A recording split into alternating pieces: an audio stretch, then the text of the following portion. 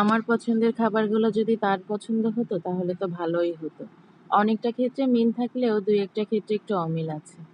Hello everyone, আসসালামু আলাইকুম। Welcome back to my channel Sumaiya's blog. আমি সোমা আছি আপনাদের সাথে।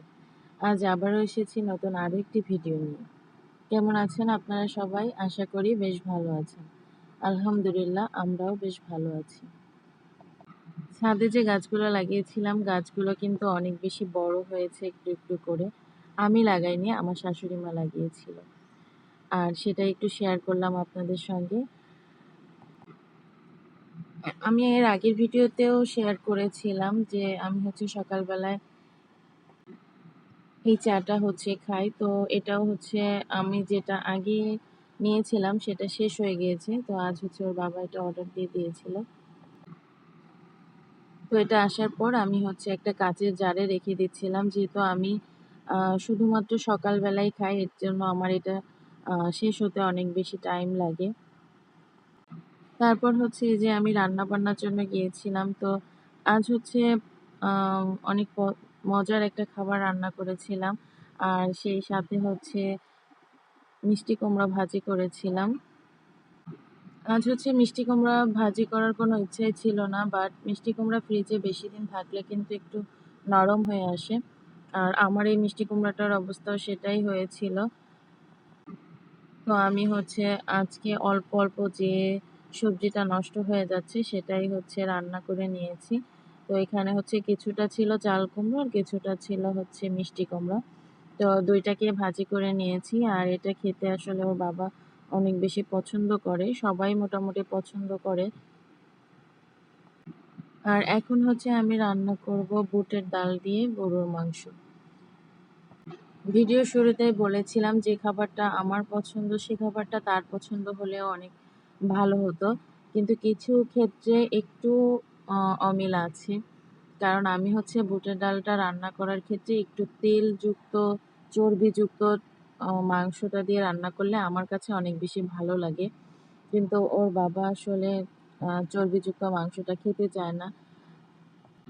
কিন্তু আমার কাছে কেন জানি মাংসেতে হালকা একটু চর্বি আর মাংস থাকলে এই ডালটা দিয়ে রান্না করে খেতে অনেক বেশি ভালো লাগে। এমনই অনেকটা জায়গা আছে যেখানে আমার কাছে অনেক বেশি ভালো লাগে, কিন্তু সেটা আসলে সে খেতে পছন্দ করে না। যার কারণে সেটা রান্নাও করা হয় না। কিন্তু আজ আমি অনেকদিন থেকে ভেবেছিলাম যে একটু চর্বিযুক্ত মাংস দিয়ে রান্না করব। এজন্য আমি আলাদা করে রেখে দিয়েছিলাম আর আজ সেটাই রান্না করেছি। আমি কিন্তু বুটের ডালটাকে সেদ্ধ করে নেইনি। অনেকেই আছে যারা সেদ্ধ করে নেয়। আমি মাংসটাকে, মসলাটাকে কষিয়ে তারপরে ভালোভাবে মাংসটাকে কষিয়ে মাংসটা কিছুক্ষণ কষানো হয়ে গেলে তারপরে ডালটা দিয়ে দিয়েছি। আর ডালটাকে আগে থেকে ভিজিয়ে রেখেছিলাম, তারপরে পানি ঝরিয়ে এখন মাংসের ভিতরে দিয়েছি। আর এই ডালটা দেওয়ার পর আমি মাংসটাকে অনেকক্ষণ ধরেই কষিয়ে নিব। আপনারা এখনও যারা আমার এই ভিডিওটি কন্টিনিউ করছেন তারা চাইলে ছোট্ট একটা লাইক দিয়ে আমার এই ভিডিওটি কন্টিনিউ করতে পারেন। আপনাদের ছোট্ট একটি লাইক আমার এই ভিডিওটিকে পৌঁছে দিবে অসংখ্য বন্ধুর মাঝে।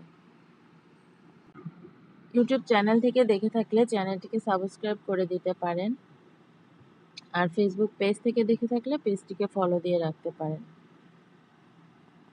আজ ভিডিওটা এডিট করার সময় মনে হচ্ছিল অনেক সুন্দর সুন্দর কমেন্ট করেন যখন আপনারা, তখন আসলে নিজের কাছে অনেক বেশি ভালো লাগে, কিন্তু মাঝে মাঝে অনেক বেশি হাসি পায়। কারণ অনেক আপুরা, ভাইয়ারা, আঙ্কেলরা যারা আছেন তারা বলেন যে আপনার রান্নাটা অনেক সুন্দর, আপনার রান্নাটার কালারটা অনেক সুন্দর। আসলে এগুলো শুনলে হাসি পায় আমার মাঝে মাঝে, কারণ আমি আসলে অনেক বেশি রান্না করতে পারি না। কিন্তু আমি অনেক বেশি রান্না দেখি, চেষ্টা করি একটু ওভাবে রান্না করার। আমার কাছে মনে হয় যে সুন্দর করে রান্নার জন্য যতটুকু প্রয়োজন আমি সেটাই চেষ্টা করি। আমার যেহেতু অনেক ছোট্ট একটা পেজ, আর এই পেজে যারা সুন্দর সুন্দর কমেন্টস করেন, যারা রেগুলার আমার ভিডিওটা দেখেন, তাদেরকে অসংখ্য অসংখ্য ধন্যবাদ। তারপর এই যে আমি ডালটা দেওয়ার পর বারবারই নাড়িয়ে চাড়িয়ে ভালোভাবে কষিয়ে নিচ্ছিলাম। যাতে করে ডালের ভিতরেও কিন্তু মানে মসলার পরিমাণটা ঠিক ভালোভাবেই যায়।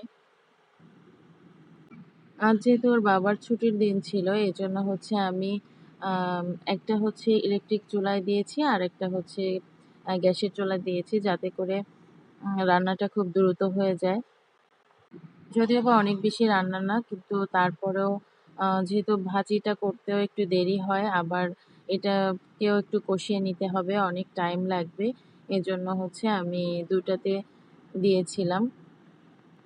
আমি হচ্ছে ২ টাই গ্যাসিয়ে দিলে পারতাম, কিন্তু আমার গ্যাসটা একটু শেষের পথে। এজন্য আমি ২ টা ২ উপায়ে দিয়েছি। আমার কিন্তু কষানোটা প্রায় শেষ হয়ে এসেছে। এরপর হচ্ছে আমি পরিমাণ মতো পানি দিয়ে এটাকে ঢাকনা দিয়ে ঢেকে দিব। তারপর হচ্ছে মাঝে, মাঝে একটু নাড়িয়ে নিয়ে ঝোলের পরিমাণটা ঠিক মতন হলেই আমি হচ্ছে এটাকে নামিয়ে নিব। কেমন লাগলো আমার এই ছোট্ট ভিডিওটা আপনারা কমেন্ট করে জানাবেন।